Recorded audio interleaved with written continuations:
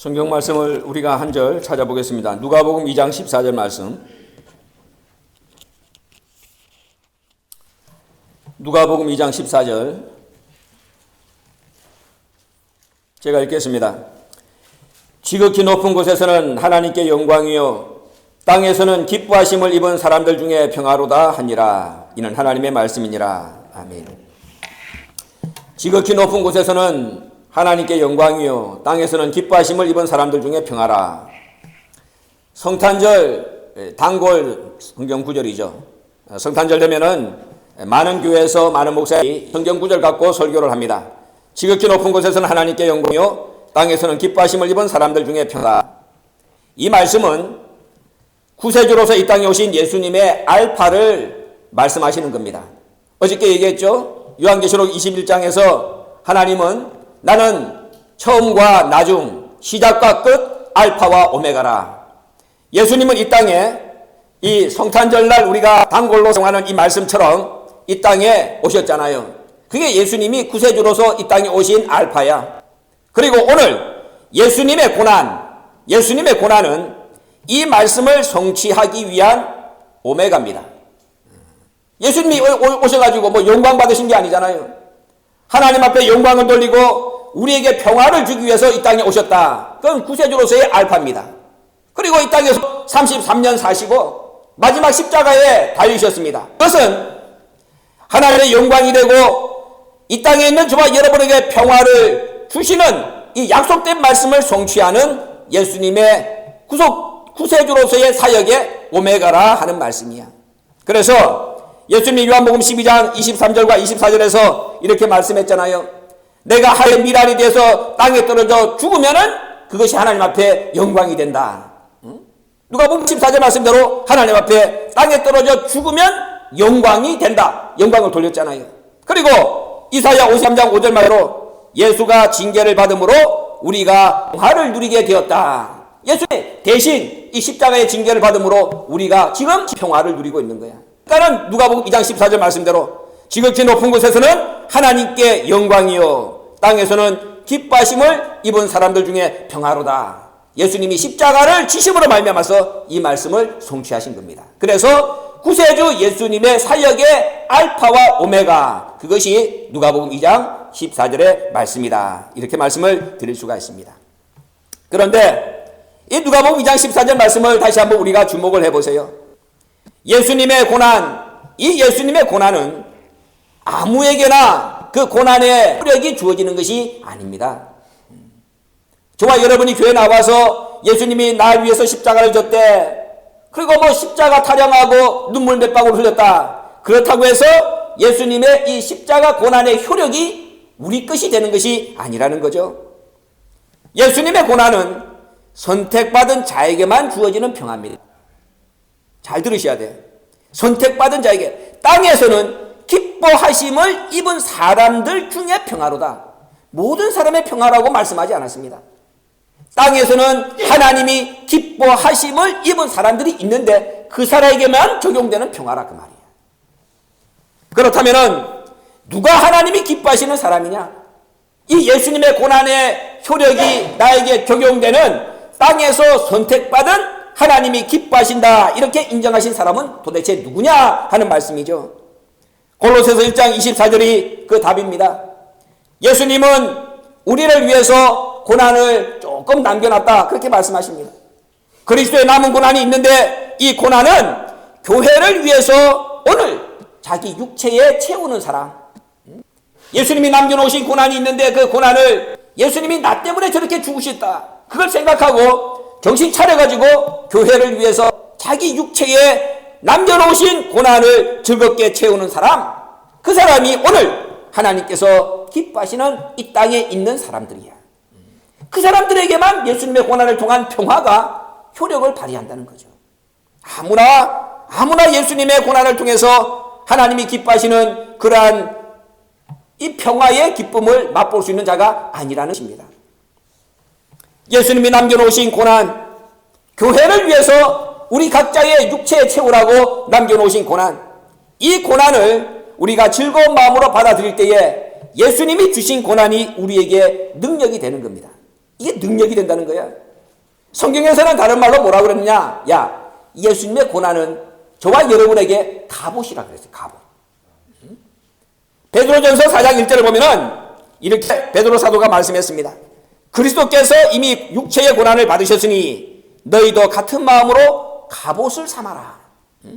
예수님이 당하신 고난을 우리가 똑같이 따라가면서 우리 육체에 채우면은 그것이 우리에게 갑옷이 된다는 거예요. 그리고 이 갑옷은 어떤 효력을 발휘하느냐? 우리를 죄로부터 지켜준대. 그래서 너희가 육체의 고난을 많이 채우면 많이 채울수록 그것이 갑옷이 돼가지고 다시는 육신의 정욕을 너 땅에서 죄 짓지 않는 삶을 살게 해준다. 그러니까는 고난이 많으면 많을수록 우리의 갑옷이 두꺼워진다 그 말이에요. 그래서 이제 죄를 짓고 싶어도 그 갑옷이 야 어디 가냐? 가지 마. 응? 너 거기 가면 안 되지 않니? 너 예수님의 고난이 어떤 의미인지 네가 알았잖아. 맛봤잖아. 그러면 네가 이렇게 살면 되니? 내가 이전엔 그런 소리가 들리지 않았는데 육체의 고난을 즐겁게 채우면서 살아가니까는 그것이 갑옷이 돼가지고 하나님이 원하지 않는 길로 가려 그러면은 탁탁 막아주는 거야. 너 그러지 마. 너 그러지 마. 그래서 우리가 죄 짓지 않게 되는 것이고 그래서 우리에게 고난이 필요한 것이다. 이렇게 말씀하고 있는 것입니다. 죄를 지으려고 그럴 때마다 하나님이 앞에 딱 서가지고 탁 천사를 보내가 막아줘봐. 얼마나 그게 감격스러운 일입니까? 전 옛날 그런 체험을 많이 했어요. 저희 집에 중학교 1학년 때 우리 아버님이 돌아가셨는데 우리 집에는 예수 믿는 사람이 없었습니다. 근데 내가 학교를 미션 스쿨을 간 거예요. 중학교 1학년 때. 그때는 우리가 이렇게 화살 쏘아가지고 자기가 가고 싶은 학교를 선택하는데 제가 화살을 잘못 쏘아가지고 하여튼 부산에서는 제일 세상 말로 똥통이라는 학교를 들어간 거야. 하여튼 저 꼭대기에 있는 학교. 그런데 똥통 학교에 들어갔는데 그 학교가 무슨 학교냐? 미션 스쿨인 거야. 미션 스쿨. 그래가지고 뭐 예수가 뭔지도 모르고 그 다음에 뭐 사도신경 주기도문 모르는데 이 성적표 제일 앞에 보면은 성경이라는 데가 있는 거예요. 그 성경 하는 데서 점수를 잘 따라가면은 20점 만점인데 따라가면은 성경을 읽어야 되는 거예요. 그래서 그때 사도신경도 외웠고 주기도문도 외운 거야. 그 똥통학교에서. 그런데 그 똥통학교 들어가게 하나님이 해놔놓고 어떤 역사를 나한테 했느냐? 그때부터는 제가 납짓을 하려고 그러면요 딱 앞에서 딱 가로막아. 그러니까 오늘 내가 예를 들어서 뭐 학교를 안 가고 뭐 다른 짓을 해야 되겠다 그런 마음을 먹으면은 앞에서 벌써 탁 뭐가 가로막고 가지 못하게 막더라니까요. 그게 이렇게 와서 느껴지는 거야. 뭐 앞에 벽이 있는 것처럼. 그럼 또 무슨 짓을 하고 그러니까 그때 살 때는 무슨 짓까지 했냐? 이번에 내가 한번 이 짓을 한번 해봐. 그러면 막아주나 안 막아주나 볼까. 그랬다니까요. 그렇게까지 막아주더라고. 그러니까 그래가지고 군대를 갔는데 제가 카투사를 갔어요. TMP라는 게 내가 이제 첫 번째 받은 보직인데 거기서는 뭐 하느냐? 기름 빼먹고 그 기름을 팔아가지고 돈을 남기는 거예요. 미군 부대 기름이 아주 좋은 기름이에요. 응? 빨간 기름. 그때 생각하면 막 그냥 아예 이 보라색 기름이에요.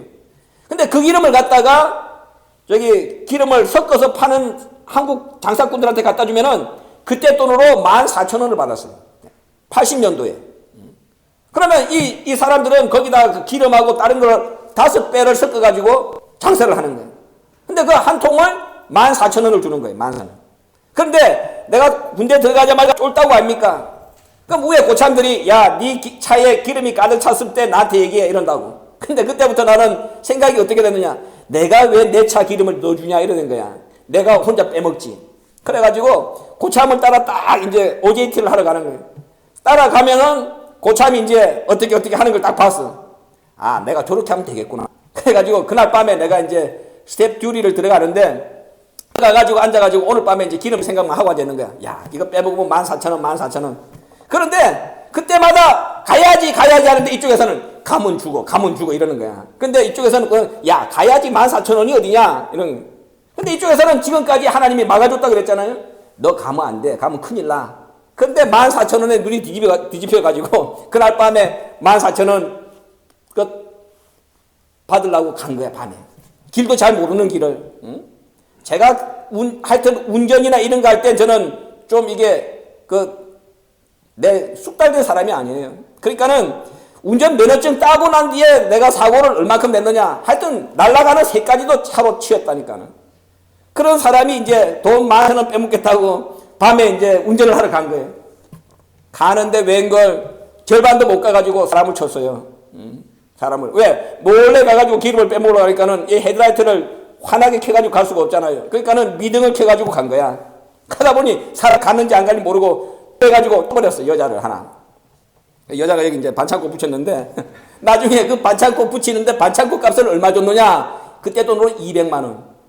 합의를 안 보면은 내가 한국군으로 가야 돼. 그러니까는 합의를 보려고 그때 돈으로 200만 원을 그 여자 반창고 하나 붙인 여자한테 200만 원을 준 거예요.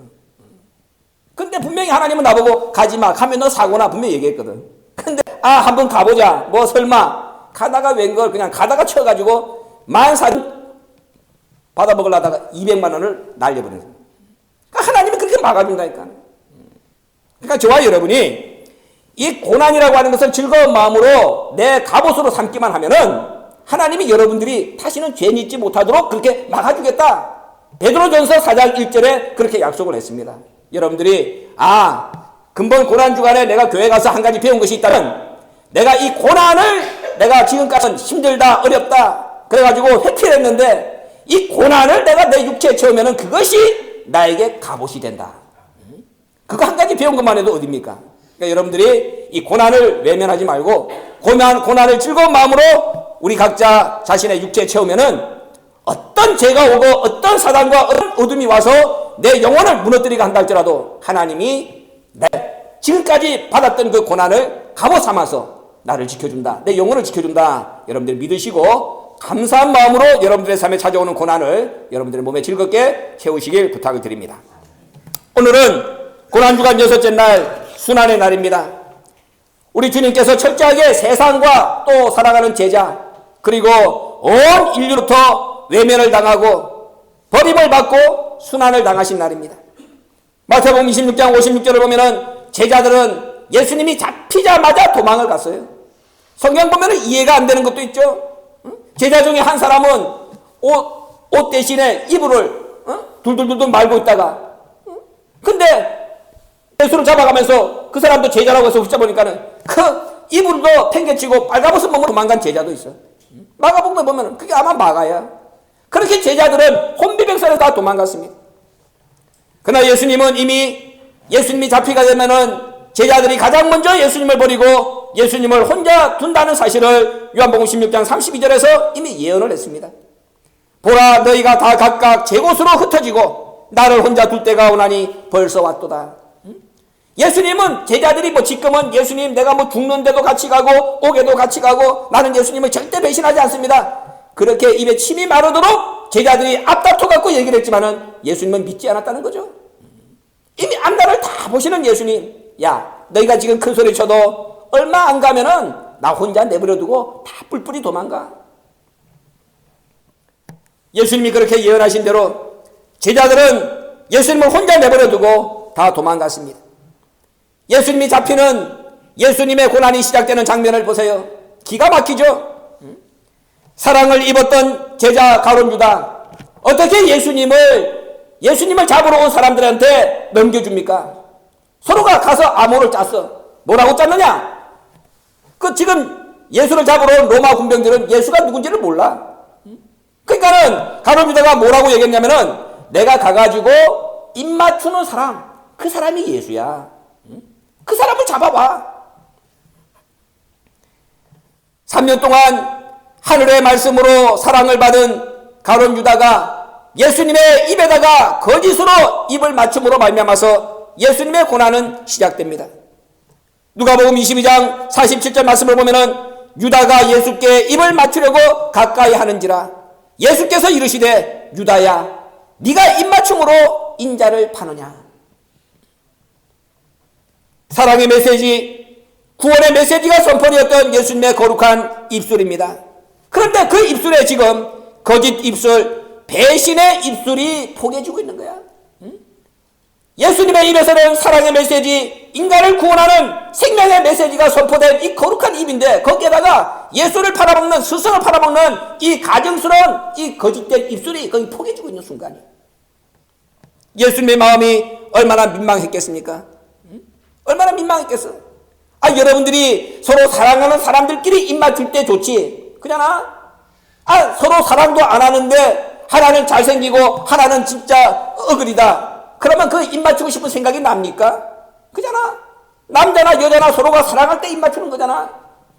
마음이 없으면 입을 안 맞춰. 그런데 예수님이 가룟 유다하고 입을 맞추고 싶겠습니까? 예수님이 뭐라고 우리에게 가르쳐 줍니까? 한 입으로 두말하지 마라.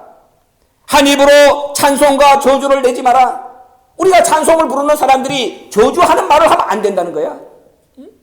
한 입으로 단물과 쓴물을 어떻게 내겠느냐? 우리 입에서는 말씀을 받았기 때문에 단물이 나와야죠. 근데 여기서 남을 죽이고 남을 저주하는 쓴물이 나오면 되겠느냐? 예수님께서 야고보 3장 10절에서 그렇게 말씀했어. 한 입으로 두말하지 말고 쓴물과 단물을 동시에 내놓지 말고 찬송과 저주를 동시에 내뱉지 말라. 그렇게 말씀했는데 지금 거룩한 예수님의 입에 이 쓴물이, 이 저주에, 배신에, 가룟 유다의 더럽고 추악한 가증스러운 입술이 닿고 있습니다. 그것이 예수를 팔아버리는 신호야.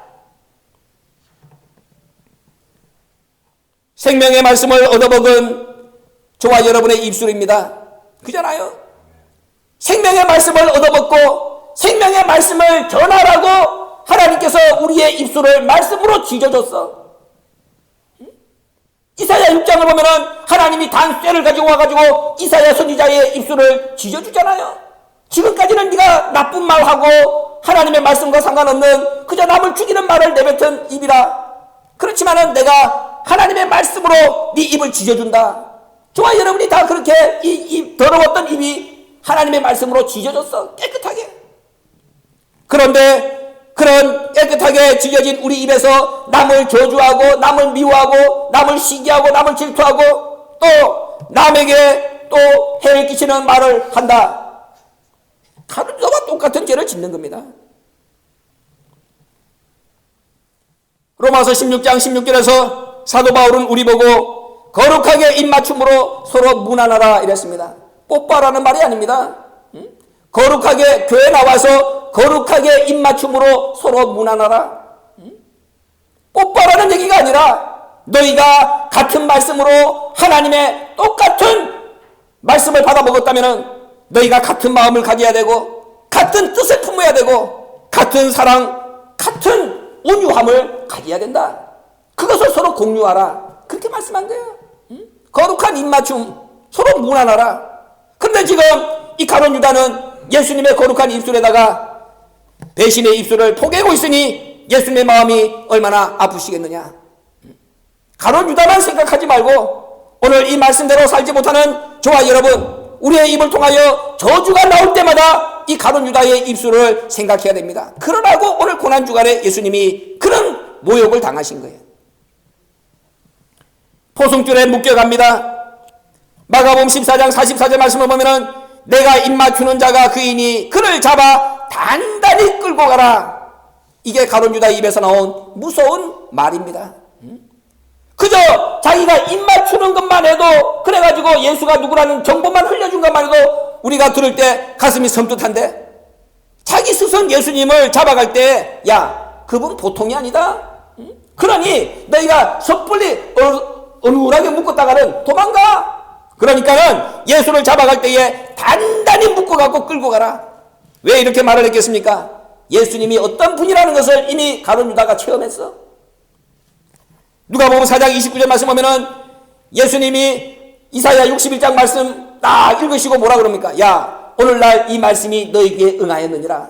그러니까는 700년 전에 이사야 선지자가 얘기해놨던 그 말씀을 예수님이 읽고 난 뒤에 그 말은 날 두고 한 얘기야. 너희 지금 날 눈앞에 보고 있지? 바로 이사야가 얘기했던 그분이 나야. 이러니까는 그 말씀을 듣고 있던 사람들이 흥분해가지고 야 네가 지금 목수의 아들이 돼가지고 뭐? 이사야 선지자가 예언한 하나님의 아들이 너라고 그래가지고 끌고 낭떠러지에 데리고 가서 밀쳐버리려고 했어. 그러니까 예수님이 낭떠러지에 떨어질 수밖에 없는 절체절명 위기 상황 속에서 성경 말씀을 보면은 싹 피해갔다 그랬어. 누가복음 4장 29절에 낭떠러지에 떨어뜨리는데 예수님이 그 손 사이에서 싹 빠져나가신 거야. 뿐만 아니라 요한복음 10장 39절 말씀을 보면은 사람들이 예수를 잡으려고 하니까는 예수님이 또 그 손에서 싹 바람처럼 빠져나가시는 것을 이 가룟 유다가 2번이나 본 겁니다. 그러니까는 아이고 이걸 기껏 내가 가서 입 맞춰가지고 예수를 잡아가라고 얘기했는데 잘못 묶으면은 예수가 또 이전에 보여준 것처럼 또 도망갈 수가 있겠구나. 그러니까는 이 나쁜 가룟 유다가 예수를 잡아가되 단단히 묶어서 보승줄로 끌고 가라. 그렇게 말을 한 겁니다. 이렇게 보승줄에 묶여가지고 오전 1시경 대제사장 안나스의 집에 끌려갑니다. 그 안나스의 집에 들어가서 무슨 일이 벌어집니까? 베드로가 1차로 예수님을 부인하죠. 난 예수 몰라. 여자애 하나가 베드로의 얼굴을 보고 아니 너도 아까 예수님하고 같이 있었던 예수의 제자 아니냐? 아니야 난 몰라. 베드로가 1차로 예수님을 부인했습니다. 그때의 대제사장 안나스는 예수님에게 2가지 질문을 던집니다. 네가 가르친 교훈이 도대체 뭐냐? 네가 뭘 가르쳤기 때문에 이렇게 세상을 시끄럽게 만들었냐? 예수님의 교훈에 대하여 물었습니다. 예수님은 안나스가 물어보는 대로 또박또박 고개를 들고 당당하게 그 물음에 답을 했다고 요한복음 18장에 말씀하고 있습니다. 2번째로 이 안나스가 예수님에게 묻습니다. 야야야 됐다. 이제 네 교훈이 뭔지 내가 잘 모르지만은 됐어. 그럼 내가 한 가지 또 물어볼게.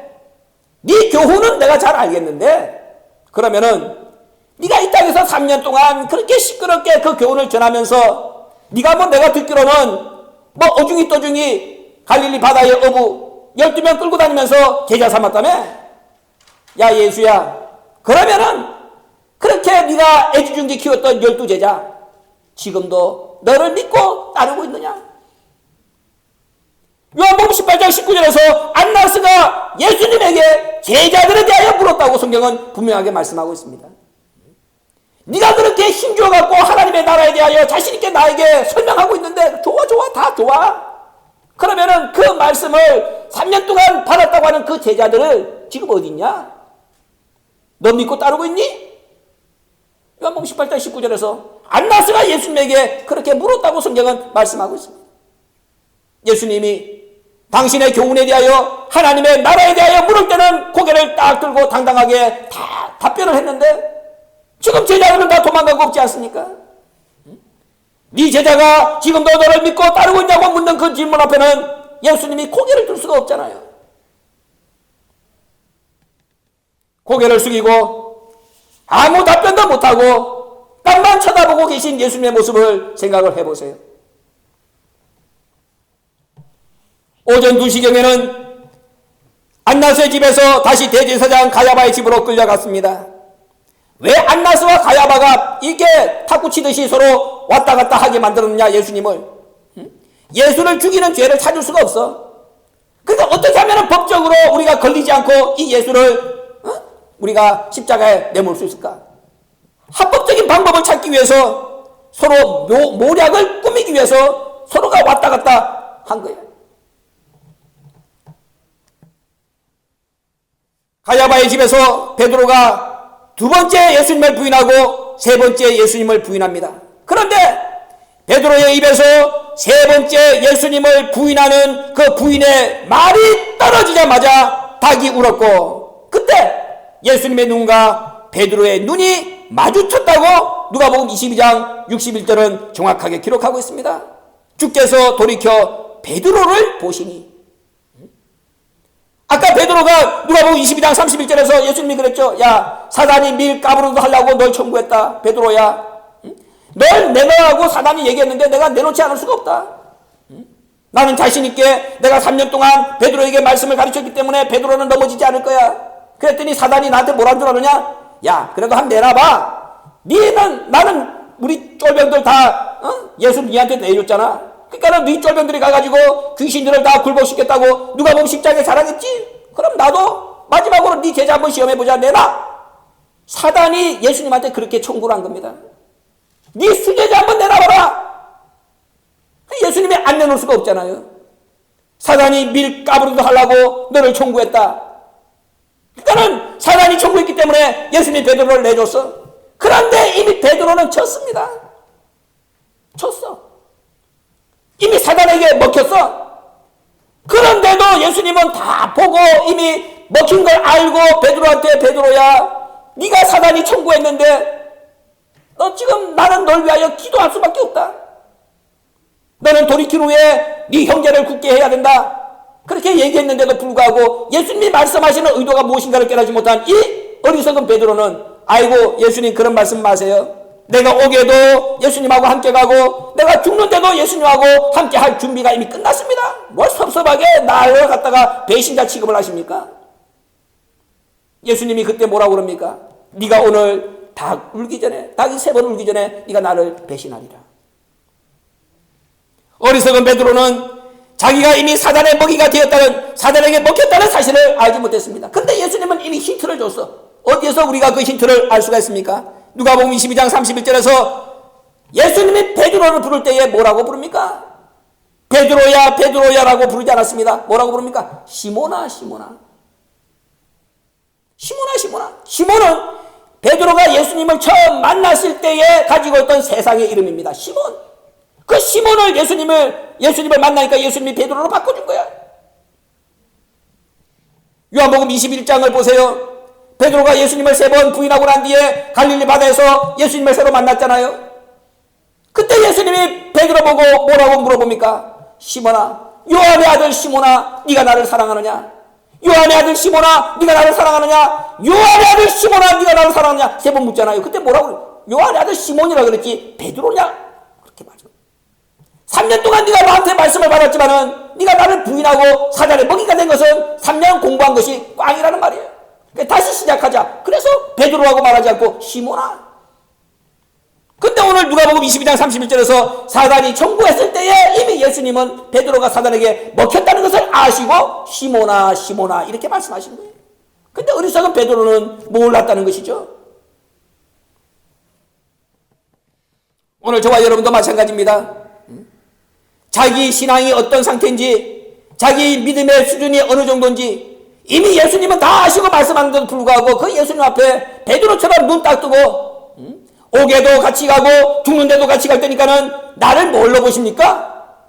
우리가 지금까지 그런 어리석음과 교만함으로 말씀 앞에 섰다면 이 베드로의 모습을 통하여 우리가 회개해라. 예수님은 그것을 오늘 우리에게 가르쳐 주시는 겁니다. 오전 3시에 산헤드린 공회가 소집됩니다. 여러분 생각해 보세요. 오늘날 말하면은 국회가 새벽 3시에 소집이 된 겁니다. 이 유사일의 처음입니다. 왜 이런 일이 벌어졌냐? 예수 죽이려고. 아무리 그래도 새벽 3시에 어떻게 국회가 회해가 됩니까? 근데 산헤드린 공회는 새벽 3시에 누가복음 22장 66절을 보면은 날이 샘에, 이 날이 샌다는 말은 유대 시간으로 새벽이 시작되는 오전 3시입니다. 오전 3시에 예수님을 사형 선고 내리려고 이 산헤드린 공회가 소집이 된 겁니다. 그리고 4시 40분에 예수님에게 사형 선고를 내리게 되죠. 오전 5시 빌라도가 1차로 예수를 신문하고 그 다음에 이번에는 헤롯에게 보냅니다. 왜 헤롯에게 보내느냐? 빌라도는 이때 이미 예수가 죄가 없다는 것을 알았습니다. 내가 빌라도가 이 땅의 유대나라 총독인데 야 내가 그 뭐 시끄러운 종교 문제 때문에 내 치적에 이 오점을 남기고 싶지가 않다. 그러니까 빌라도는 그렇게 딱 생각하고 죄 없는 사람 괜히 죽었다가 나중에 흠집되면 안 되겠구나. 그래가지고 자기 원수였던 헤롯에게 예수를 보냈습니다. 성경 말씀을 보면은 누가복음 23장 12절에 빌라도와 헤롯이 서로 피차간의 원수였다. 그런데 자기 자리 보존하고 자기 치적에 누가 안 되려고 원수였던 헤롯에게 빌라도가 교묘하게 예수를 보낸 겁니다. 오전 6시경에는 그렇게 빌라도가 헤롯에게 예수를 보내니까는 이제 헤롯은 그 예수를 딱 만나고 뭘 하려고 그랬냐? 야, 예수에 대한 소문을 들어보니까는 예수가 보통 사람이 아니라 그러더라. 그러니까는 한번 내가 기사이적이나 한번 행하는 걸 보자. 예수님이 무슨 이 마술이나 부리는 사람인 줄 알고 예수를 떡같이 나놓고 예수야, 내가 네에 대한 소문을 들었는데 내 앞에서 한번 기사이적 한번 해봐라. 예수님이 지금 헤롯 앞에서 기사이적을 할 군번입니까? 예수님이 아무것도 안 하고 가만히 있으니까는 헤롯이 야 이거 별 볼 일 없는 놈이구나. 야 빌라도야 다시 데리고 가라. 그래가지고 다시 빌라도에게 이샤로 보내면서 로마 군병들의 희롱이 시작되고 구타가 시작되었다고 누가복음 22장 64절에 기록하고 있습니다. 그리고 오전 6시 30분경 마침내 빌라도가 예수님에게 십자가 선고를 내립니다. 십자가로 죽여라. 아까도 얘기한 것처럼 빌라도는 예수님이 죄가 없다는 것을 분명히 알고 있었습니다. 그래서 3번, 4번 이 폭도들 앞에 나가가지고 뭐라고 얘기합니까? 나는 예수에게서 죄를 찾지 못했다. 한 번 들어가고 2번 들어가고 3번 들어가서 얘기해도 이 폭도들이 끄떡도 안 하는 거야.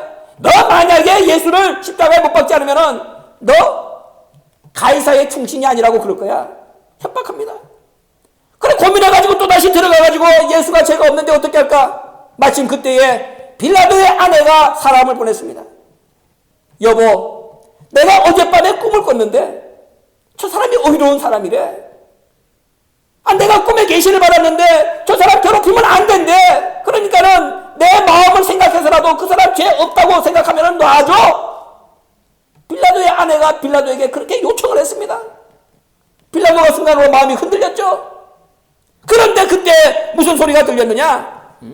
네가 예수를 십자가에 못 박지 않으면은 너 가이사의 충신이 아니야. 너 그러면 유대나라 총독노릇 못해? 그 소리가 자기 아내의 소리를 이기고 자기 양심의 소리를 이깁니다. 그래서 오늘날까지 빌라도가 우리가 사도신경할 때마다 본디오 빌라도에게 고난을 받으시오. 청라 망고의 역적이 됐잖아요. 자기 양심의 소리를 저버리고 자기 아내를 통하여 하시는 하나님의 경고의 음성도 무시하고 그저 유대인들에게 만족을 주고 그 얄팍한 자기 자리 하나 보존해 보겠다고. 그것 때문에 오늘날까지 빌라도는 예수님 앞에 고개 들지 못하는 역적이 된 것입니다. 마침내 로마 군인들이 힘을 다하여 예수에게 채찍질함으로 말미암아서 예수님의 등짝에 고랑이 파졌어요. 그런 가운데에 30간 무거운 십자가를 걸머지고 골고다까지 예수님이 빌라도 법정에서 판결을 받고 골고다 언덕까지 가는데 길이가 800m입니다. 그 길을 비아 돌로로사 십자가의 길이라고 그러죠. 그 십자가의 길을 가시면서 전설에 의하면 예수님은 14번이나 쓰러지시면서 그 길을 걸었다고 성경은 말씀하고 있습니다. 그리고 마침내 오전 9시경에 십자가에 달려 죽으시고 그 십자가에서 6시간 동안 7번 말씀을 하시고 오후 3시경에 운명을 했다. 성경은 그렇게 우리에게 말씀을 하고 있는 것입니다. 이것이 오늘 고난당하시는 성금요일날 예수님이 새벽 1시부터 시작해서 겟세마네 동산에서부터 잡혀가지고 오전 9시에 십자가에 달리시고 6시간 후에 마침내 운명하시되는 예수님의 순환의 전체 시나리오라고 성경을 통하여 우리가 살펴볼 수가 있다는 것입니다. 눈물 없이는 걸을 수 없는 예수님의 고난의 길입니다. 오늘 하루 십자가에 달리기 위하여 예수님이 겪으시는 이 모든 과정 속에 등장하는 인물들의 악한 모습, 그 모습이 누구겠습니까? 거짓 입맞춤으로 예수를 넘겨주는 가룟 유다, 바로 우리 자신입니다. 은혜가 떨어져 삐딱한 마음으로 예수님을 포승줄로 단단히 묶어서 끌고 가라고 지시하는 사람 누구겠습니까? 예수야, 지금도 내 제자가 너를 믿고 따르고 있느냐 물을 때에 예수님의 고개를 떨구게 만드는 자, 바로 저와 여러분입니다. 예수를 부인하다가 예수님과 눈이 마주쳐서 통과하는 베드로, 바로 저의 모습이고, 예수를 잡으려고 원수와 손잡는 헤롯, 바로 그것이 여러분의 모습입니다. 예수님이 죄가 없다는 것을 알면서도 자기 자리 보존하기 위하여 사형 선고를 내리는 빌라도, 그것이 저의 모습이고, 끝까지 십자가를 쥐고 계신 예수님 곁을 지키지 못한 다 도망가버린 제자들의 모습이 바로 저와 여러분의 모습이라고 성경은 가르쳐주고 있는 것입니다. 오늘 우리가 이 저녁 시간에 모여서 예수님의 그 모든 고난의 발자취를 살펴보는 이유는 바로 그런 우리 자신의 모습을 보면서 통곡하여 하나님께서 그렇게 말씀을 하셨기 때문입니다. 우리의 이런 어리석은 모습을 오늘이라도 발견을 하고 제발 십자가에 못 박아달라고 예수님 앞에 통곡해라. 그런 통곡하는 저와 여러분의 모습을 예수님이 한 번이라도 보시기를 원하시기 때문에 매년 저와 여러분에게 할 수만 있으면 고난주간 귀한 송회를 통해서 예수님이 일주일 동안 이 땅에서 당하신 그 모든 고난의 과정을, 고난의 발자취를 예수님께서 자기 십자가를 지고 따라오라고 우리에게 요청을 하고 계신 것입니다. 그래서 오늘 저와 여러분이 오늘 이 자리에 나온 것입니다. 뭐 예수를 입맞춤으로 넘겨준 그 존재는 가룟 유다야, 나하고는 상관없어, 그렇게 말할 수 있는 사람 여기 있습니까? 베드로는 부인했지 그러나 나는 부인하지 않아. 빌라도는 헤롯하고 원수였는데 예수 죽이려고 손잡았지 나는 예수 죽이려고 어둠과 세상과 손잡는 그런 어리석은 일은 범하지 않아. 그렇게 자신 있게 말할 수 있는 저의 모습이고 여러분의 모습이면 얼마나 좋겠습니까? 성경은 저와 여러분이 몸담고 살아가는 지금 이 시대는 악한 시대라 이렇게 말씀을 했습니다. 얼마나 악하냐? 창조주까지도 잡아먹는 짐승시대, 창조주까지도 잡아먹습니다. 그만큼 이 시대가 악한 시대라는 거야. 이렇게 악한 시대이기 때문에 저와 여러분이 깨어있지 않으면 절대로 어둠을 이길 수 없습니다. 보세요, 아까 얘기한 대로 새벽 3시에 예수를 죽이려고 그 어둠들은 모여서 작당을 한 겁니다. 그럼 이 고난주간 오늘 금요일날 예수님 십자가에 달린 날, 그럼 오늘 한 번만 생각해보자 그 말이에요. 오늘 새벽 3시에 저와 여러분 뭐 했습니까? 잤잖아. 두 다리 뻗고 침대에서 잤잖아요, 늘어지게. 그런데 어둠들은, 이 악한 짐승들은 예수님을, 창조주이신 예수님을 죽이려고 새벽 3시에 산헤드린 공회를 열었다 그 말이에요. 그럼 산헤드린 공회를 열 때에 그 사람들이 목욕하고 옷 입고 가지 않았겠습니까? 그 예수를 어떻게 하면 우리가 흠잡히지 않고 잡아 죽일 수 있을까? 서로 온갖 악한 지혜를 총동원해서 짰을 거 아닙니까? 근데 우리는 새벽 3시에 뭐 했냐 그 말이야. 잤잖아. 그런 우리가 어떻게 어둠을 이길 수 있냐 그 말이야. 그런 저와 여러분이 어떻게 예수님을 십자가에 내드리지 않을 수가 있냐 그 말이죠. 지는 겁니다.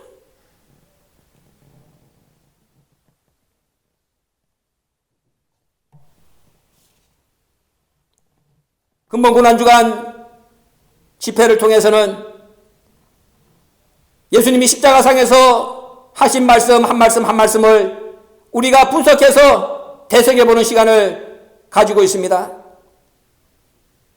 지난 주일날은 예수님의 첫 번째 용서의 기도, 아버지여 저희를 사하여 주옵소서, 자기가 하는 일을 알지 못하나이다. 그 예수님의 기도 속에는 그러나가 들어있는 거예요. 창조주 하나님에게 이렇게 모욕과 고통과 수치를 안겨줄 수 있는 이 죄악된 인간들, 그럼에도 불구하고 아버지여 저희를 용서하여 주옵소서. 그 예수님의 용서 때문에 오늘 저와 여러분이 이 자리에 있는 겁니다. 화요일날, 월요일날 우리가 두 번째 말씀을 공부했죠. 우편강도에게 네가 오늘 나와 함께 낙원에 있으리라. 그 우편강도도 처음에는 예수를 좌편강도하고 똑같이 욕했다고 성경은 말씀하고 있습니다. 그런데 예수님의 기도가 그 우편강도의 마음을 녹인 겁니다. 엘레겐 엘레겐, 성경 말씀에 가라사대 말씀하시니, 가라사대 말씀하시니. 예수님은 한 번만 아버지여 저들의 죄를 사하여 주옵소서 한 번 말씀하신 것이 아니라 그 십자가에 달려있는 그 고통의, 오전에 새 말씀하시는 그 고통의 시간 속에서 계속해서 엘레겐, 아버지여 저희의 죄를 사하여 주옵소서, 저희의 죄를 사하여 주옵소서 주문 외우듯이 그 입에서 그렇게 나온 거야. 그러니까 우편강도가 한 번 했다면 놓칠 수 있는데 예수님이 여기서 계속 그 소리가 나오니까는 그 소리가 귀에 못이 박혀버린 거야. 그래서 회심한 것입니다. 세 번째 말씀은 어저께 공부한 대로 어머니에게 효도했죠. 마지막 십자가 상에서까지도 창조주와 피조물의 관계를 설정을 해서 어머니라고 부르지 않냐고 여자라고 부르면서 정신 차려라. 나를 창조주로 봐야지 육신의 아들로 보면 안 된다. 흔들리면 안 된다. 그렇게 깨우쳐 주고 난 뒤에 사도 요한을 육신의 어머니 감당할 수 있는 당신을 대신하는 아들로서 맡겨주고 이 땅에서 인간이 할 수 있는 최고의 효도 그것을 보여주고 어저께 예수님은 오늘 네 번째 말씀을 하게 된 겁니다. 엘리 엘리 라마 사박다니 네 번째 말씀입니다. 십자가상의 이 네 번째 말씀이 얼마나 중요한 말씀인지 이 말씀을 모르면서 예수 믿는 사람 얼마나 많은지 모릅니다. 네 번째 말씀 엘리 엘리 라마 사박다니 나의 하나님 나의 하나님 어찌하여 나를 버리셨나이까. 잘 들으세요. 이 말씀이 갖는 의미가 무엇인지를 모르는 이 땅의 수많은 신학자들과 목사들은 뭐라고 얘기하느냐. 아이고 예수님이 인성을 가지고 와가지고 십자가에 3시간 동안 달려있으면서 피가 빠지고 물이 빠지니까는 정신이 몽롱해가지고 그래 한번 살아보겠다고 나의 하나님 어찌하여 나를 버리셨나이까 그렇게 몸부림친 거야. 이런 망발을 하고 있습니다. 예수님이 자원해가지고 십자가를 지겠다고 이 땅에 찾아오셨는데 십자가상에서 이미 3시간 동안 그 피 다 뿌리고 네 번째 말씀부터 7번째 말씀은 거의 오후 3시 가까워질 무렵에 내 말씀을 한꺼번에 하신 말씀이야. 그러니까 6시간 동안 이미 목숨이 꼴깍꼴깍 할 때 이 네 번째 말씀을 하신 겁니다. 그러면은 이래도 죽고 저래도 죽는 그런 상황 속에서 예수님이 바보처럼 구세주로 이 땅에 오신 예수님이 그 6천년 동안 기다려왔던 하나님의 뜻을 무너뜨리는 이런 바보 같은 원망의 소리를 당신의 입을 통하여 뱉었겠느냐 그 말이죠. 그런 어리석은 말이 아니라는 거예요. 이 말은 얼마나 여기에 깊은 뜻이 담겨있는지. 여러분 예수 믿으면서 내가 물어볼게요. 예수님이 골고다에서 십자가를 지셨는데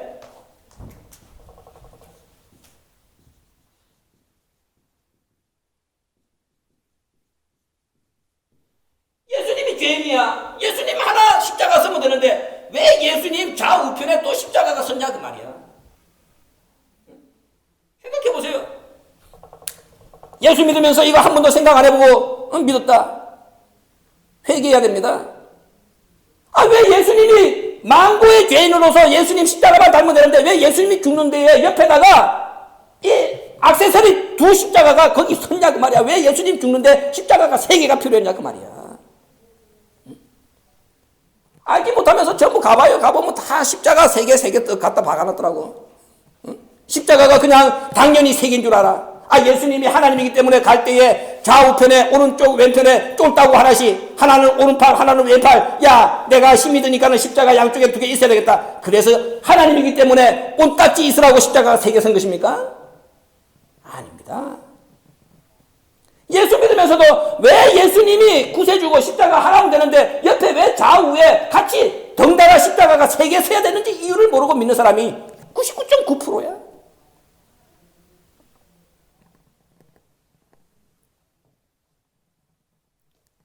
십자가상의 7 말씀, 성경의 모든 말씀을 압축한 것입니다. 우리 구원의 전 과정을 압축한 것이고 하나님 아버지의 눈물의 역사가 압축되어 있는 말씀이 십자가상에서의 7 말씀입니다. 그래서 그 말씀이 얼마나 중요한지 그 말씀 속에 들어있는 의미를 놓치면 안 된다. 그렇게 말씀을 한 거예요. 이 4번째 말씀은 그 7마디 말씀 중에서도 정중앙에 있잖아요. 이 말씀을 중심으로 해서 앞에 3 말씀, 뒤에 3 말씀이 나뉘어집니다. 제일 중요한 말씀. 이 말씀이 없으면 예수님의 구원이 이루어지지 않고 오늘 저와 여러분이 이 자리에 앉아 있을 수 없습니다. 이 십자가상의 4번째 말씀이 없으면 저와 여러분이 오늘 이 자리에 못 있는다니까요. 그만큼 중요한 말씀이야. 오늘 저와 여러분이 이 자리에 있게 만든 그 근원이 되는 말씀인데 이 말씀의 뜻이 무엇인지를 모르거든요. 예수님이 원망했대. 아니 예수님이 원망했다. 그럼 예수님이 원망한 그 말씀 때문에 우리가 오늘 이 자리에 어떻게 앉아 있을 수 있습니까? 원망했으면 예수님부터 죽어야지. 그잖아? 그러니까 예수님이 원망한 말씀이면 우리가 오늘 여기에 왜 있냐 그 말이야. 못 있지. 원망한 말씀이 아니고 우리를 구원하는 말씀이기 때문에 우리가 오늘 이 자리에 있는 거 아니냐 그 말이야. 그러면은 이게 원망의 소리가 아니라는 거지.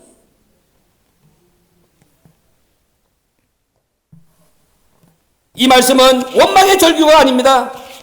아까 얘기한 대로 요한복음 10장 18절 예수님은 당신의 목숨을 스스로 던졌다 이렇게 말씀하고 있습니다.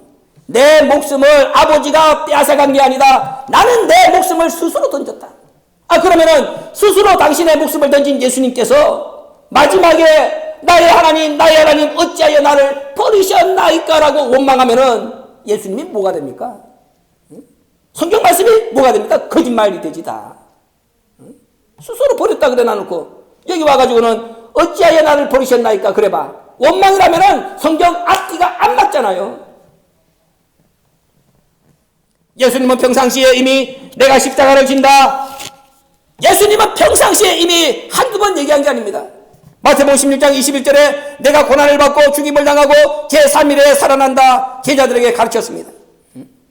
마태복음 26장 30절에는 이제 십자가를 지는 것을 눈앞에 보고 겟세마네 동산에 기도하러 가실 때에 예수님이 찬송하면서 갔어. 그러면 십자가에 지금 달리기 9시간 전에는 찬송하시면서 가신 분이 9시간 만에 갑자기 약해져가지고 그 속에서 우리 인간들이나 할 수 있는 하나님에 대한 원망을 쏟아놨다면 그런 분이 무슨 구세주가 되고 오늘 우리가 예수 믿는 것은 받은 증거 많도다. 그런 거짓된 우리가 찬송을 하겠냐 그 말이야. 그런 게 아니라는 것이죠. 마태복음 26장 39절에서는 예수님이 겟세마네 동산에서 마지막 기도할 때 뭐라고 말씀했습니까? 나의 원대로 마옵시고 아버지 원대로 되기를 원하나이다. 아버지여 할 수 있으면 이 잔을 내게서 옮겨주옵소서. 그러나 내 원대로 마옵시고 아버지 원대로 되기를 원하나이다. 자기보다도 아버지를 더 생각했던 예수님이야. 그런 예수님이 마지막에 가가지고 아버지여 어찌하여 나를 버리셨나이까? 그럼 후레자식이지. 그잖아. 무슨 그렇게 원망했다면 우리의 구세주가 될 자격이 어디 있습니까? 없는 거지.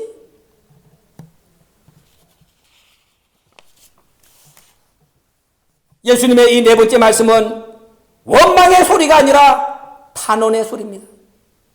탄원이 뭐냐? 탄원은 하나님 나의 딱한 사정을 알아서 내가 해야 될 일을 할 수 있도록 도와주세요. 탄원의 소리야 탄원. 원망하고 탄원은 다릅니다.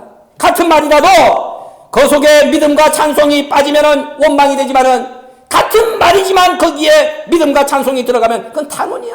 지금 예수님이 나의 하나님 어찌하여 나를 버리셨나이까 이 말은 하나님께 도와달라고 매달리는 탄원이야. 탄원. 그러면 도대체 예수님에게 무엇이 지금 필요하기에? 지금 예수님이 십자가상에서 이제 내일 조금만 있으면 죽어야 되는데 그 짧은 시간에 무슨 일을 해야 되기에 이렇게 예수님이 마지막 한 시간도 남지 않은 이 시간 속에서 아버지한테 도와달라고 힘을 달라고 왜 이런 간청을 하고 탄원을 하고 있을까? 도대체 무슨 일을 예수님이 지금까지 못하고 있을까? 그걸 저와 여러분이 지금 그 답을 성경 속에서 찾아야 된다는 것입니다.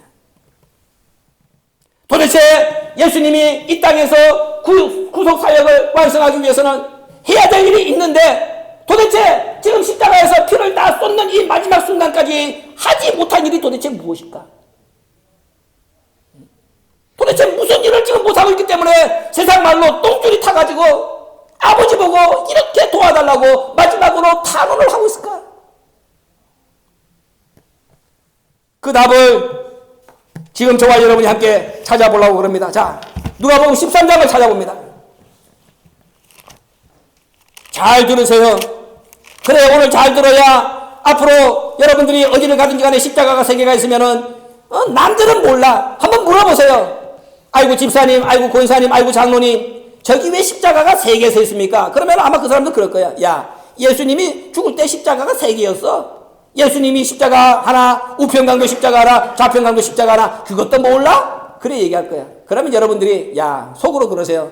너도 장로 맞냐? 너도 권사 맞냐? 응? 피 웃으면 돼. 왜? 여러분들은 아니까. 누가복음 13장을 보세요. 32절 보세요. 가라사대 가서 저 여우에게 이르되 오늘과 내일 내가 귀신을 쫓아내며 병을 낫게 하다가 제3일에는 완전하여지리라 하라. 그러나 오늘과 내일과 모레는 내가 갈 길을 가야 하리니. 자, 보세요.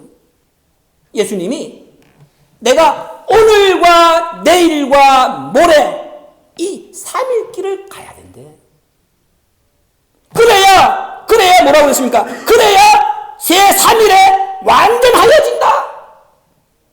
예수님이 이 땅에 와가지고 오늘과 내일과 모레에 이 3일길을 걸어야 예수님의 구속 사역이 완전하게 완성된다고 말씀하고 있는 거예요. 근데 예수님이 공생의 3년 동안 성경 어디를 봐도 예수님이 오늘 길을 걸었고 내일 길을 걸었고 모레 길을 걸었다고 말씀하고 있지 않는 겁니다. 예수님은 지금 십자가에 달려가지고 이 네 번째 엘리 엘리 라마 사박단이라는 이 말씀을 하시는 순간까지도 예수님은 오늘 길, 내일 길, 모레 길을 못 걸으셨어요. 그래서 지금 탄원하고 있는 거예요. 아버지, 마지막으로 나를 도와주세요. 그러면은 이 말씀을 하심으로 말미암아서 예수님이 3일 길을 걸었느냐? 걸었습니다. 어떻게 걸었느냐? 그걸 지금 저와 여러분이 함께 연구를 하자 그 말입니다. 분명히 오늘 본문의 말씀을 보면은 분명히 예수님은 오늘과 내일과 모레 내가 이 3일을 걸어야 완전하여진다. 제3일에 그렇게 말씀했어요. 그러면 예수님은 3일 길을 걸어야 됩니다. 아까 얘기한 대로 왜 십자가가 3개가 필요했을까? 이 십자가 3개가 지금 예수님이 3일 길을 걸어야 되는 그걸 도와주는 거야. 그러니까는 여러분 한번 생각해봐. 하나님 아버지가 예수님이 십자가를 지기 전까지도 예수님이 3일 길을 못 걸은 거야. 누가 보면 오늘 13장 32절 33절 말씀 보면은 분명히 예수님이 오늘과 내일과 모레 3일 길을 걸어야 예수님이 이 땅에 오신 구세주로서의 사역을 완성하는데 하나님 아버지가 보실 때도 예수님이 십자가를 지는 순간까지도 못 걸은 거야. 예수님도 답답하지만은 예수님을 이 땅에 구세주로 보낸 하나님 아버지 마음이 얼마나 지금 답답하겠습니까? 하나님이 십자가 3개를 준비해 주신 거야. 제가 이것을 가만히 생각해 보면서 오늘 느꼈습니다. 그렇지. 아무리 이 땅에서 사단 마귀가 하나님의 뜻을 무너뜨리려고 공격하고 도전하고 작전 짜고 이래도 하나님이 반드시 이긴다고 말씀하신 그 말씀이 맞구나. 다니엘서 7장을 봐도 이게 한때 이 어둠의 세력들이 이기지만은 그러나 마지막에는 하나님의 나라가 이긴다. 하나님의 백성이 이긴다. 맞구나. 하나님의 역사가 반드시 이기게 되어 있는 편의 조가 여러분은 지금 서 있는 거야. 그러니까 지금은 내가 삶 속이 힘들고 어렵고 뭐 세상에서 지는 것 같고 그래서 낙담할 수밖에 없다 할지라도 그래도 하나님은 내가 오늘 이 십자가 이 3개를 보면서 느낀 게 반드시 그 가운데서도 우리를 위해서 하나님은 우리가 이길 수 있도록 길을 마련해 놓고 계신 분이구나. 그걸 느꼈어요. 아까 얘기한 대로 예수님이 3일 길을 못 걸어서 십자가를 질 때까지 그러니까 하나님 아버지께서 예수가 십자가를 지는 데에 거기다가 강도 2놈을 갖다가 하나님 갖다 붙여놓은 거야. 응? 참 얼마나 하나님이 절묘하고 또 오묘한지. 응? 그 예수님이 3일 길을 걸을 수 있도록 십자가 2개를 갖다가 하나님이 붙여놓은 거야. 얼마나 감사한지. 이걸 모르는 사단들은 뭐 예수님하고 저 우편강도 좌편강도 강도들을 죽일 때에 예수님까지 해서 야 3명의 강도다. 그래서 예수님을 강도 그룹 속에 몰아넣었다. 자기들이 이겼다 이렇게 생각하겠지. 아닙니다. 그런 얄팍한 수를 100번 부린다 할지라도 하나님의 오묘한 뜻은 이길 수가 없어. 그런 뜻이 아닙니다. 왜 새 십자가가 필요했을까요? 또 한 가지 왜 예수님은 제자를 12명 뽑아 놔놓고 베드로와 야고보 요한 이 3명만 데리고 다녔을까요? 결정적인 순간에 나사로를 살리고 또 야이로의 딸을 살리고 변화산에 올라갈 때 예수님은 3제자만 데리고 갔어. 겟세마네 동산에도 3제자만 데리고 가고 다른 제자들이 오는 것을 성경 말씀 보면 허락하지 않았다. 너희들은 오지 마. 예수님이 얼마나 무섭습니까? 어디 오려고 그래 자식들아. 오지 마. 그리고 3명만 딱 데리고. 왜 3명만 데리고 다녔을까요? 이게 우연이겠습니까? 어제도 얘기한 대로 성경에는 우연이 없습니다. 십자가가 3개가 필요하고 예수님이 3 제자를 데리고 다닌 다 우연이 아니야. 다 똑같은 목적 때문입니다. 골고다 언덕의 이 3 십자가는 예수님이 3일 길을 걸을 수 있는 하나님이 마련해 놓으신 도구입니다. 예수야, 너 3일 길 못 걸었지? 그 예수님의 그 안타까운 심정을 아시는 하나님께서 십자가를 다 세 개를 갖다가 골고다에다가 싹 펼쳐놓은 거야. 그러니 그런 아버지의 선물을 딱 받은 예수님이 얼마나 기쁘시겠습니까? 야, 내가 여기서 걸을 수 있는 길이 열렸구나. 아버지의 사랑이 그 예수가 죽는 그 정말로 눈뜨고 볼 수 없는 그 절체절명의 상황 속에서도 아버지의 사랑이 여기에 깔려 있는 거예요. 예수님이 완성할 수 있도록. 골고다 언덕의 새 십자가는 예수님이 3일길을 걷게 되는 도구라 그랬습니다. 도대체 그럼 이 3일길이 뭐냐? 3일길은 뭘 얘기하느냐? 에베소 2장을 살펴봅니다. 에베소 2장.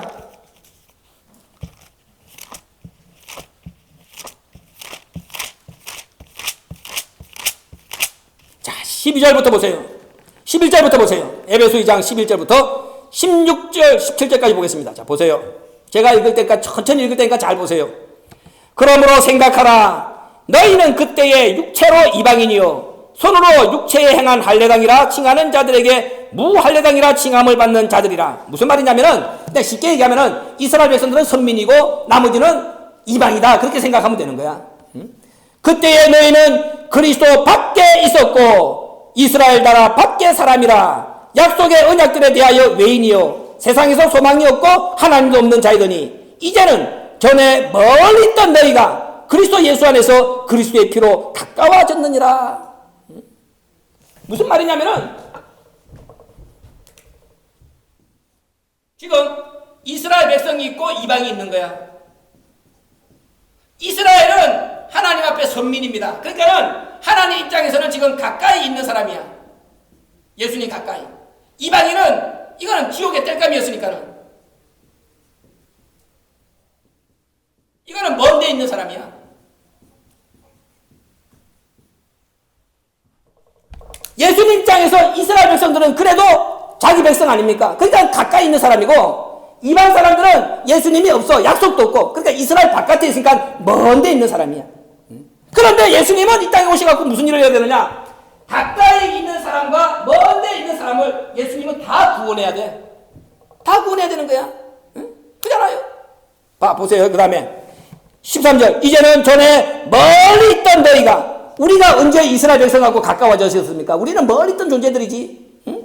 그리스도 예수 안에서 그리스도의 피로 가까워졌느니라. 그는 우리의 화평이신지라. 둘로 하나를 만드사 중간에 막힌 담을 흐시고 원수된 것 곧 의문에 속한 계명의 율법을 자기 육체로 폐하셨으니 이는 이 둘로 자기 안에서 한 세 사람을 지어 화평하게 하시고 또 십자가로 이 둘을 한 몸으로 하나님과 화목하게 하려 하심이라. 원수된 것을 십자가로 소멸하시고 또 오셔서 먼 데 있는 너희에게 평안을 전하고 가까운 데 있는 너희에게 평안을 전하셨으니 이는 저로 말미암아 우리들이 한 성령 안에서 아버지께 나아감을 얻게 하려 하십니다. 자, 보세요. 예수님은 먼 데 있는 우리들이나 가까이에 있었던 이스라엘 백성들이나 이것들을 다 하나님 안에서 하나로 만들어서 화평과 평안을 주시는 분이야.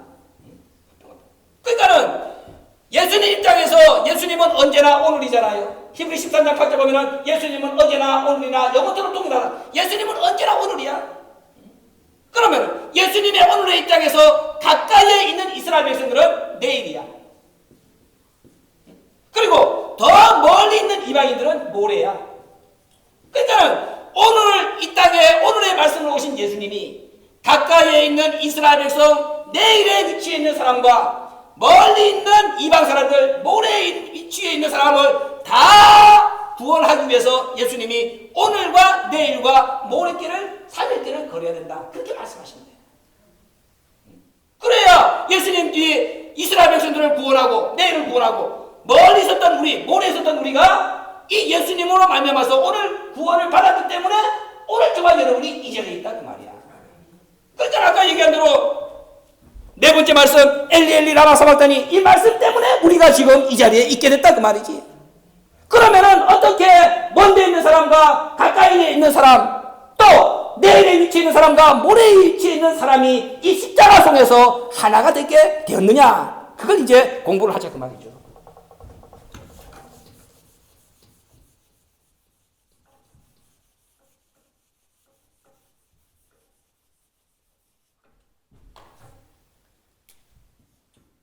예수님의 십자가입니다. 이게 우평강도의 십자가입니다. 이게 좌평강도의 십자가예요. 아까 얘기한 대로 예수님은 오늘이라 그랬고, 우편강도는 내일에 위치해 있고, 좌편강도는 모레에 위치해 있는 사람들입니다.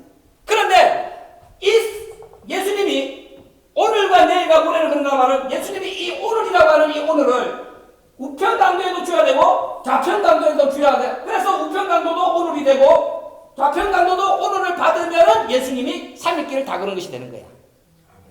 3일길은 예수님이 길을 걷는다는 말은 아까 완전해진다니까는 이 오늘을 먼 데 있는 사람이나 가까운 데 있는 사람이나 다 오늘의 씨를 뿌려주면 되는 거야.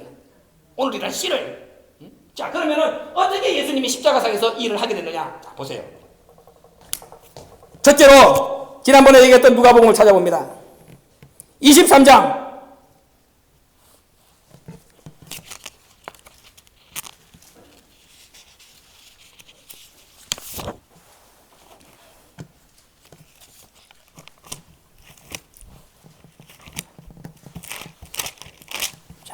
우편강도를 먼저 살리는 장면을 보세요. 자, 누가복음 23장. 자, 보세요. 39절 보세요. 이 말씀 하기 전에 먼저 마태복음 27장을 먼저 봅시다.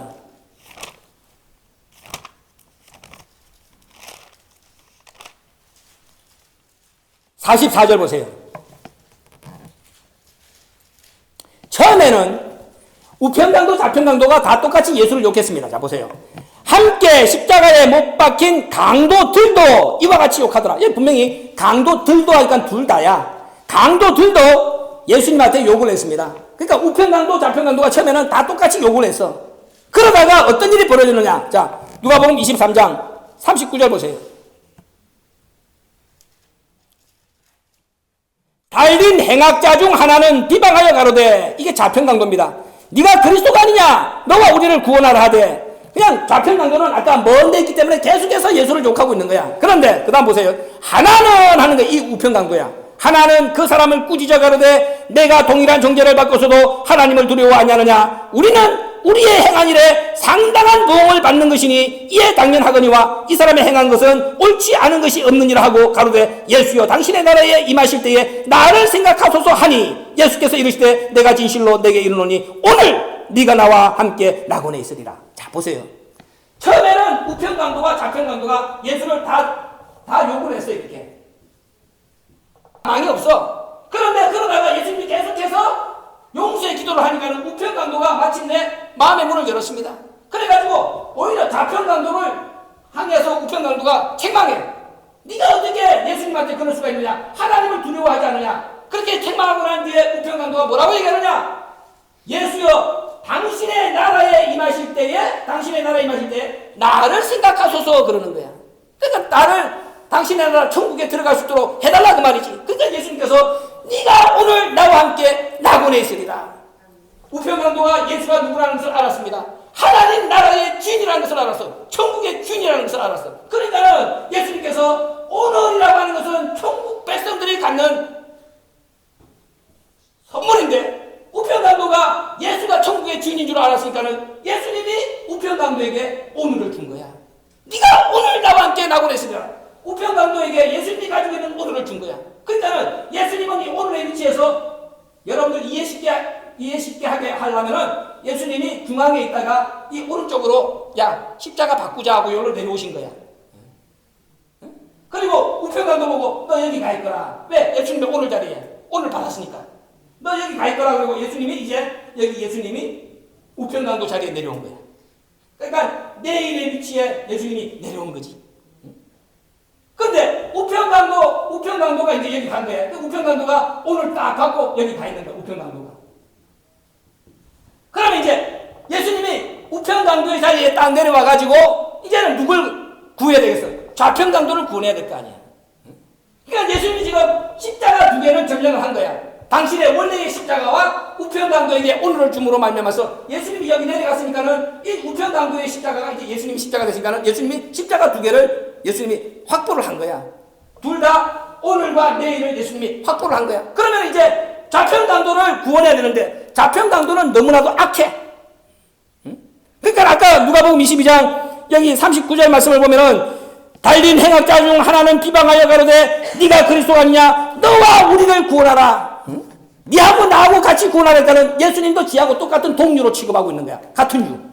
니하고 나하고를 구원하니까는 지는 강도인데 예수님을 강도로 보는 거야. 그러면서 또 네가 그리스도 아니냐? 그러니까 나를 구원하니까는 너나 나나 똑같은 강도야 이놈아. 근데 네가 그리스도라고 그러니까는 내가 한번 빈말로 해보는 거야. 나하고 구원해봐. 자기하고 예수가 똑같은 강도로 취급을 하고 있는 거야. 이 좌편 강도는 그만큼 악하다 그 말이지. 자, 예수님이 이제 이 우편 강도의 자리에 딱 내려와서 내일의 위치에서 딱 내려와서 좌편 강도를 마음을 점령하려 그러면은 좌편 강도하고 똑같은 불신을 보여야 돼. 불신을. 그잖아. 그 좌편 강도가 아까도 니하고 나하고 똑같은 동료라고 얘기한 것처럼 예수님의 입에서 하나님을 부인하는 소리가 나와야 저 좌편 강도가 뭐라고 그러세요? 저 새끼 가짜 맞잖아. 아까까지만 해도 뭐 용서하고 그러더니 지 하나님을 저기 지금 원망하고 앉아있네. 저놈이나 나나 똑같은 놈이야. 좌편 강도가 그렇게 얘기해야 예수님이 좌편 강도의 마음을 사로잡을 수가 있는 거야. 그래서 나온 얘기가 이 네 번째 말. 엘리 엘리 라마 사박다니 나의 하나님 어찌하여 나를 버리셨나이까. 좌편 강도에게는 원망의 소리로 들리게 예수님이 그렇게 뱉어놓은 거야. 그럼 그 말을 딱 듣는 좌편 강도가 뭐라고 그랬어? 야 이제 넌 나하고 친구네. 야 아까까지만 해도 네가 그리스도인 척했지. 뭐 이 새끼야 이제 내려오니까는 힘드니까는 니나 나나 똑같구나. 결국에 네 입에서 그렇게 불신의 소리가 나올 건데 무슨 그리스도인 척하고 하나님 아들인 척하고 했냐. 가증스러운 좌편 강도가 그럴 거 아니야. 그러니까 그렇게 되니까 좌편 강도가 이제는 예수님을 동료로 받아주는 거야. 그러니까 예수님이 내일의 위치에서 이제 이 놈하고 또 십자가를 바꾸는 거야. 그리고 이 자리에 가가지고 예수님이 이 좌편 강도의 십자가 자리에 예수님이 섰어. 자, 그러면은 봐봐. 분명히 이 십자가는 그대로 있는 거야. 지금 여러분들한테 이해를 돕기 위해서 예수님이 옮겨간 거고 설명을 한 거야. 그러면 봐봐. 예수님은 중앙에 원래부터 자기의 십자가 있어도 오늘이야. 예수님이 우편에 갔다고 해도 예수님은 여전히 오늘이야. 그잖아. 그분 자체는. 또 예수님이 좌편에 가도 예수님은 그분은 변함이 없어. 예수님이 이 땅에 인간의 몸을 입고 왔다 해서 인간입니까? 하나님이잖아. 원래부터. 그잖아. 인간을 구원하기 위하여 인간의 몸을 입고 와도 그분은 변함없는 하나님이야. 마찬가지로 예수님이 십자가를 바꿨다 해도 그분은 원래부터 오늘이었던 그분이라 그 말이야. 오늘은 변함이 없어. 좌편에 가도 그분은 영원히 오늘이야. 그러니까는 예수님이 십자가상에서 우편과 좌편을 옮기시면서 세 종자들한테 오늘을 다 준 거야. 당신의 오늘, 우편 강도에게 오늘, 좌편 강도에게 오늘. 원래는 이 우편 강도는 내일의 위치에 있었고 좌편 강도는 모레의 위치에 있었던 거야. 그래 예수님이 당신의 오늘을 다 줌으로 말미암아서 다 내일도 오늘 만들고 모레도 오늘 만들었어. 오늘의 씨를 뿌려놨다 그 말이야. 그래서 예수님은 결과적으로 먼데 있는 사람이나 가까이 있는 사람들이 예수님의 오늘로 다 구원받는 길을 저렇게 만들어놨다 십자가상에서. 그 우편 강도가 좌편 강도가 할 말이 없게. 그래서 예수님은 삼위일체를 완전히 점령한 겁니다. 당신의 불신의 모습을 통해서 좌편 강도와 동료가 되신 예수님은 좌편 강도의 모래의 믿음의 수준으로 당신 스스로 떨어지고 대신에 좌편 강도의 마음에 당신의 오늘의 씨를 담아주심으로 말미암아서 우편 강도에게 줬던 오늘, 좌편 강도에게 뿌린 오늘, 새 마음에 다 오늘의 씨를 뿌려놓음으로 말미암아서 예수님은 3일을 걸으신 거야. 십자가상에서 다 오늘을 만들므로 말미암아서. 그래서 이렇게 만들어 놓고 난 뒤에 예수님의 입에서 나온 여섯 번째 말씀이 요한복음 19장 30절 다 이루었다. 아까 3일째를 가야 된다고 그렇게 똥마려운 강아지처럼 던전긍긍하니까는 하나님 아버지가 십자가 세계를 준비해 줬는데 그때까지만 해도 3일째를 못 걸었는데 이 십자가상에서 이렇게 좌우편 강도에게 오늘을 주고 난 뒤에 예수님은 요한복음 19장 30절에서 다 이루었다. 3일째를 걸었다는 거예요. 여러분, 이 말씀이 이해가 안 되면은 쉬운 방법으로 또 한 가지 설명하겠습니다.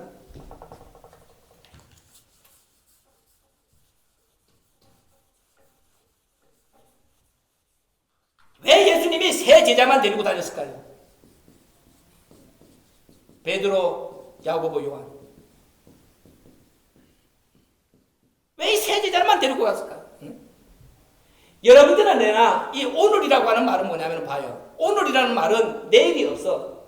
그러면 우리가 오늘이 뭐냐? 이 오늘의 성격을 분석해 보면은 오늘은 하루라고 생각을 해봅시다. 오늘 하루라고. 그럼 하루는 우리가 어떤 걸 하루라고 그럽니까? 낮 12시간 플러스 밤 12시간이 하루야. 그렇잖아요? 그럼 낮은 빛이고 밤은 어둠이야.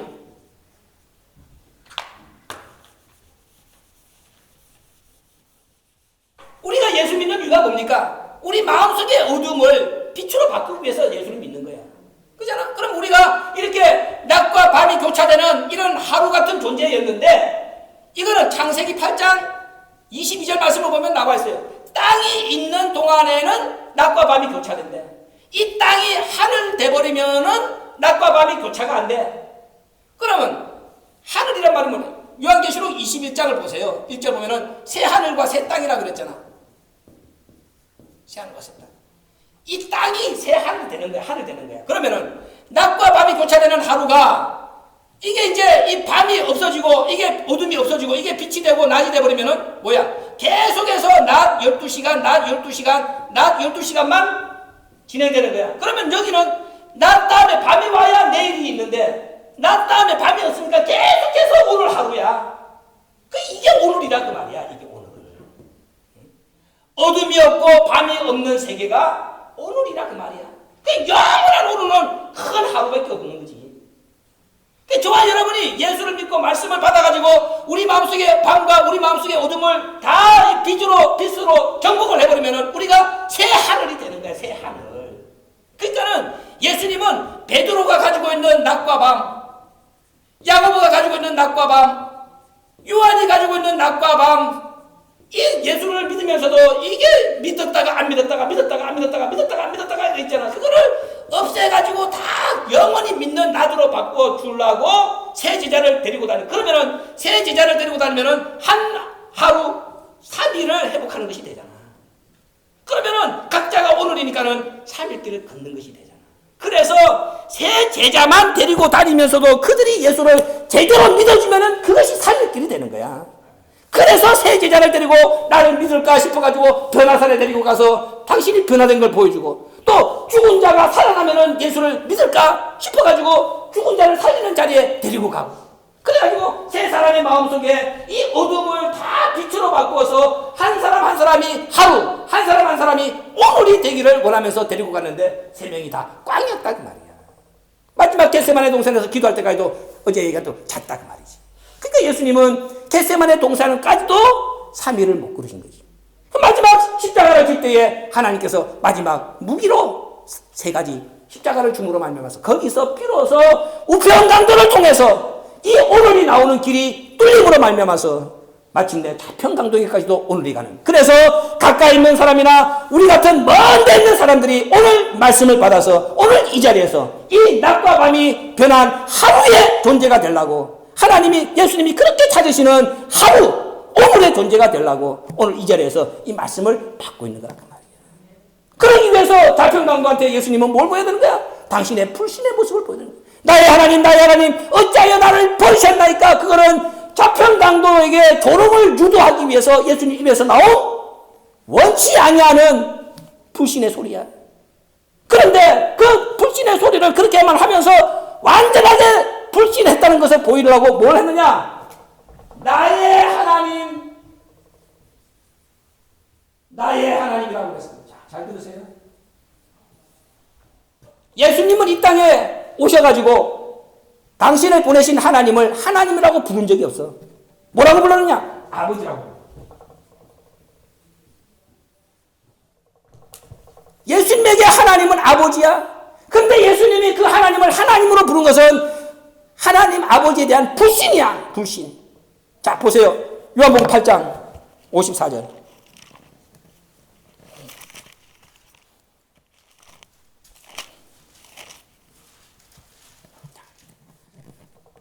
예수께서 대답하시되 내가 내게 영광을 돌리면 내 영광이 아무것도 아니오니와 내게 영광을 돌리시는 이는 내 아버지시니 곧 너희가 너희 하나님이라 칭하는 그이시라. 이스라엘 백성들이 하나님이라고 하는 그 하나님과 예수님이 아버지라고 부르는 그 하나님은 달라.